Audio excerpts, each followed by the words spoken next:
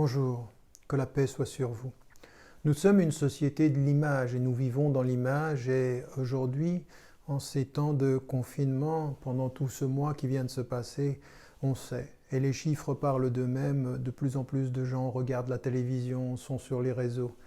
Et pourtant, dans ces réseaux, dans cette connaissance accessible immédiatement dans la société de l'image, il y a une certaine façon aussi de conditionner nos esprits, de conditionner nos images, de conditionner notre vie intérieure par des images que l'on nous offre.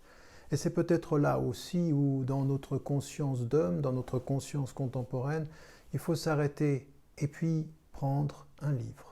Le livre, c'est l'ancien moyen de l'accès à la culture et à la connaissance. Alors je sais aujourd'hui que beaucoup se disent je n'aime pas lire, je ne suis pas fait pour la lecture.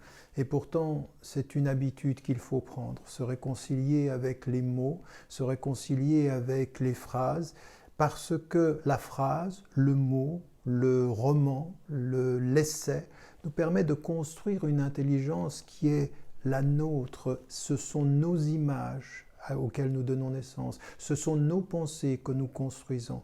Et s'il y a une chose que le confinement peut nous apporter, c'est au lieu de s'enfermer dans les images des autres, de construire ces images par le verbe qui devient le nôtre. Prendre le temps, c'est peut-être quelques pages, c'est peut-être quelques lignes, mais le verbe, c'est la réconciliation de notre être avec notre univers intérieur. Et c'est aussi une façon d'être libre. Et c'est aussi une façon de se libérer du conditionnement par l'image et du conditionnement de tout ce qui nous entoure.